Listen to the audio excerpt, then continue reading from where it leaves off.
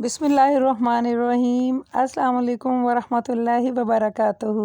काबिल एहतराम व्यूअर्स, मेरी दिल से दुआ है कि अल्लाह रब्बुल इज़्ज़त हम सब की उम्र में, इज़्ज़तों में, रिज़्क़ में बेबहा बरकतें रखे, हमारी औलादों को हमारी आँखों की ठंडक बना दे और हमारे मरीज़ों को अल्लाह पाक शफ़ाए कामला अता फ़रमाए।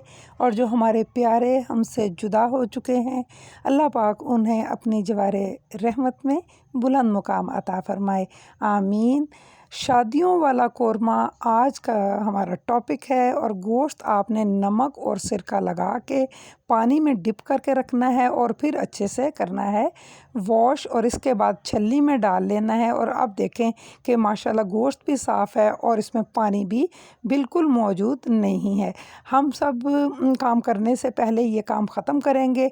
और यहाँ मैंने 5-6 मीडियम साइज़ के अनियन लेके इसको चॉपर में डाला है, हाफ़ कप पानी डाल के। तो आप लोगों ने इसकी पेस्ट बनानी है, कर ली है। और अब हमने इसमें ऑयल डालना है 1 कप के करीब। इसके साथ ही हमने जो सबसे पहला काम करना है वो करना है कि जो अनियन की पेस्ट हमने बनाई है, इसमें जो पानी था इसको हमने खुश्क करना है। इस प्याज की हमने भुनाई करनी है। और जब हम लोग इसकी भुनाई करेंगे तो फिर ये जो अनियन का कलर होगा वो ट्रांसपेरेंट हो जाएगा। अभी ये हार्ड कलर में है, फिर ये लाइट कलर में आ जाएगी। तो अब साथ साथ हम इसमें 1 टीस्पून लहसुन का पेस्ट शामिल कर रहे हैं। इसमें ग्रीन चिली का 1 टीस्पून पेस्ट चला गया। ये दोनों पेस्ट डाल के अब साथ में इसके मिक्स करेंगे। और ये बात मैं समझती हूँ कि काबिल ज़िक्र है कि हम अपने बिगनर्स के साथ, क्योंकि हम तो सदा से खाने पकाते हैं, हम उतार चढ़ाव चीज़ों का करते हैं, लेकिन मज़ा आता है जब हम किसी बच्चे को या बिगनर को सिखाते हैं कि कैसे काम करना है। तो इसमें साथ ही में 1 चम्मच ज़ीरा चला गया है, साबुत ज़ीरा मैंने डाला है, पाउडर शामिल नहीं किया।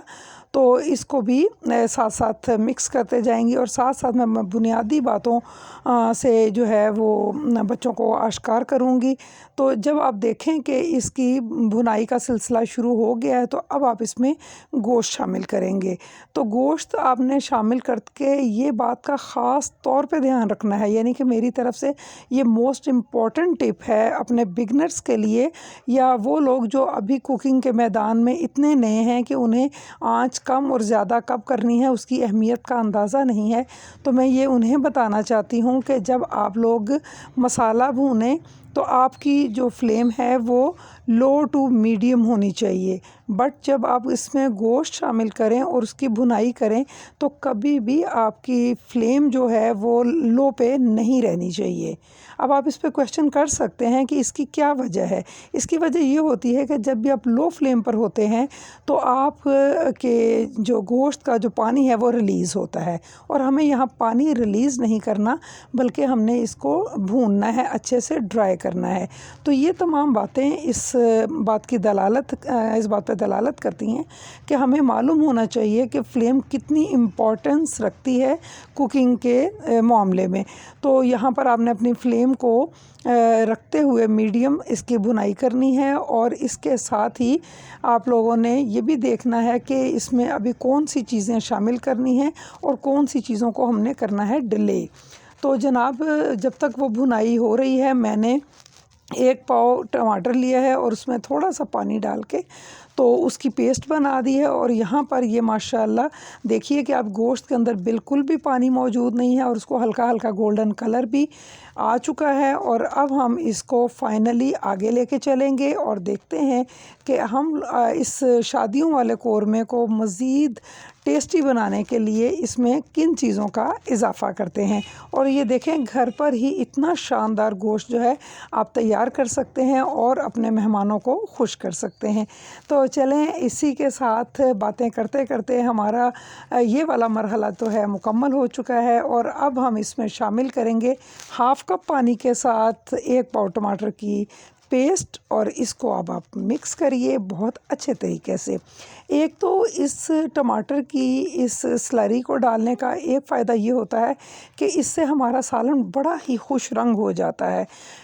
खुशबू के लिए अब हम इसके अंदर जो चीज़ शामिल कर रहे हैं और इसके जायके को बढ़ाने के लिए इसका मेजर पार्ट वो था नमक, जो कि मैंने 1 टेबलस्पून लेवल डाला और 1 टीस्पून मैंने इसमें हल्दी डाली और इसी के साथ चाट मसाला मैंने इसमें 1 टेबलस्पून भेजा है। और अब यहाँ पर 1 टेबलस्पून ही जा रहा है मेरा तिक्का मसाला। चाहे आप इसमें कोरमा मसाला शामिल कर लें या तिक्का मसाला शामिल कर लें, इससे कोई ख़ास फ़र्क नहीं पड़ता। और यहाँ पर 1 टेबल से थोड़ा ज़्यादा ही चिकन पाउडर मैंने ऐड कर दिया है।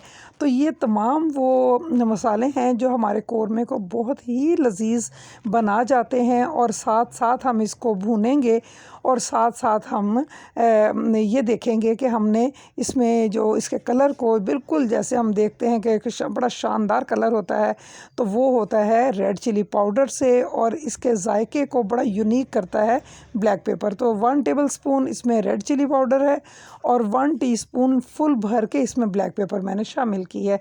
तो माशाल्लाह ग्रीन चिली भी चली गई और रेड चिली भी चली गई और ब्लैक पेपर भी।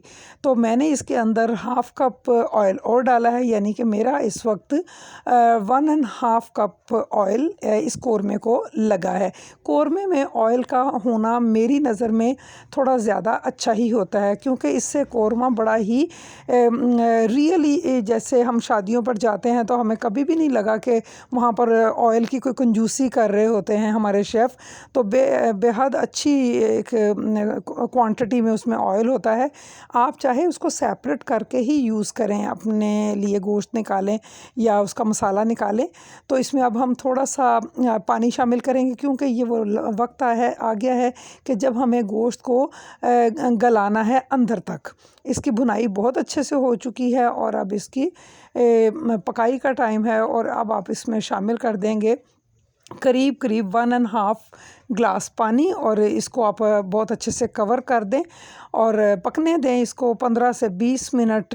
एक मीडियम आंच पे ये पकेगा और इंशाल्लाह बेहतरीन ये कोरमा जो है तैयार हो जाएगा। आप इसे नान के साथ भी पेश कर सकते हैं। मैंने चूँकि ये ईद मिलन पार्टी की मेरी एक और डिश थी और मैंने ईद पर सिर्फ फुलके बनाए थे घर में, ना तो मैंने बाज़ार से कोई नान रोटी मंगवाई थी और ना ही मैंने इसके साथ कोई राइस बनाए थे। तो यहाँ पर देखिए माशाल्लाह एग्जैक्ट जो इसकी कोरमे की जो शक्ल है वो आ चुकी है। और अब हम इसको डिश आउट करेंगे और इसी के साथ आपसे लेंगे इजाज़त और आपके कमेंट्स का भी वेट करेंगे।